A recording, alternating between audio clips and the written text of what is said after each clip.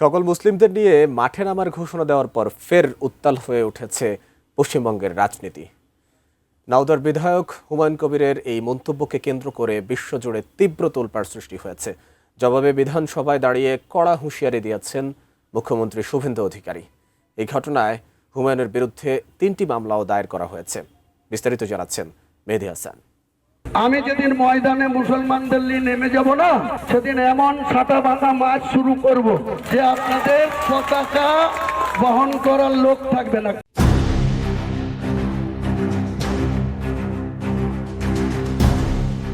যেদিন হাজার হাজার মুসলমান নিয়ে রাস্তায় নামব, সেদিন এমন মার দেব যে বিজেপির পতাকা ধরার লোক থাকবে না। নওদার বিধায়ক হুমায়ুন কবিরের এই বক্তব্য প্রকাশ আসার পরে পশ্চিমবঙ্গের রাজনীতিতে তীব্র বিতর্ক শুরু হয়েছে। বক্তব্যটি দ্রুতই রাজনৈতিক অঙ্গনে ছড়িয়ে পড়ে এবং বিভিন্ন মহলে আলোচনা সমালোচনার জন্ম দেয়। আর এরই জবাবে মুখ্যমন্ত্রী শুভেন্দু অধিকারী বিধানসভায় দাঁড়িয়ে কড়া হুঁশিয়ারি দিয়ে বলেন, কান খুলে শুনে রাখুন, এটাই আপনার শেষ বক্তব্য। আপনি ধরে রাখুন, এটা ওর শেষ বক্তব্য, ধরে রাখতে পারেন। এই বিতর্কের সূত্রপাত গত শুক্রবার মুর্শিদাবাদের রেজিনগরের কাশীপুরে আয়োজিত এক জনসভা থেকে। সেখানে হুমায়ুন কবির অভিযোগ করেন, নির্বাচনে পরাজয়ের পরও কয়েকজন বিজেপি নেতা এলাকায় প্রভাব বিস্তারের চেষ্টা করছেন। সেই অভিযোগের প্রসঙ্গ টেনে তিনি মুসলিম সম্প্রদায়কে একজোট হওয়ার আহ্বান জানান। একই সঙ্গে তিনি বলেন, প্রয়োজন হলে লাখ লাখ মানুষকে রাস্তায় নামাবেন এবং সেই আন্দোলনের নেতৃত্বও নিজেই দিবেন। এমনকি এ ঘটনায় মামলা হলেও তিনি ভয় পান না বলেও মন্তব্য করেন। পরে শক্তিপুরের একটি জনসভায় এক পুলিশ কর্মকর্তাকে লক্ষ্য করেও কড়া হুঁশিয়ারি দেন তিনি। নতুন বাংলাদেশ গড়তে এলো জুলফিকার স্টিল। জুলফিকার স্টিল। এই বক্তব্যকে কেন্দ্র করে সোমবার পশ্চিমবঙ্গ বিধানসভায় বিষয়টি উত্থাপন করেন বিজেপি বিধায়ক উৎপল ব্রহ্মচারী। বিষয়টির গুরুত্ব বিবেচনায় পরে মুখ্যমন্ত্রী শুভেন্দু অধিকারী এ বিষয়ে বক্তব্য দেন।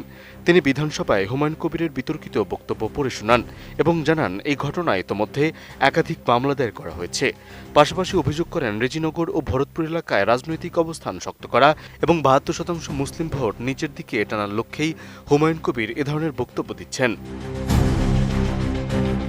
এরপর শুভেন্দু অধিকারী বলেন, ভারতের আইনই শেষ কথা বলবে, কোনো ব্যক্তির হুমকি নয়। এ ধরনের লাগামহীন বক্তব্য দেওয়ার আগে 25 বার ভাবতে হবে বলেও হুঁশিয়ারি দেন তিনি। একই সঙ্গে জানান, যারা এই কর্মসূচির আয়োজন করেছেন তাদের বিরুদ্ধেও আইনগত ব্যবস্থা নেওয়া হবে। এছাড়া 1 সপ্তাহের মধ্যেই মুর্শিদাবাদ সফরে যাওয়ার ঘোষণাও দেন তিনি। তবে নিজের বিরুদ্ধে ওঠা সব অভিযোগ অস্বীকার করেছেন হুমায়ুন কবির। তার দাবি, আইনের পথেই সব চলবে এবং আইনের ঊর্ধ্বে কেউ নন। অতীতের বিভিন্ন মামলার প্রসঙ্গ তুলে তিনি বলেন, কোনো ক্ষেত্রে গুন্ডাগিরি, তোলাবাজি কিংবা সাম্প্রদায়িক সম্প্রীতি নষ্টের অভিযোগ প্রমাণিত হয়নি। তাই এবারও বিচার ব্যবস্থার উপর পূর্ণ আস্থা রয়েছে বলে জানান তিনি। অন্যদিকে বিরোধী নেতা নওশাদ সিদ্দিকীও হুমায়ুন কবিরের বক্তব্যের সমালোচনা করেছেন।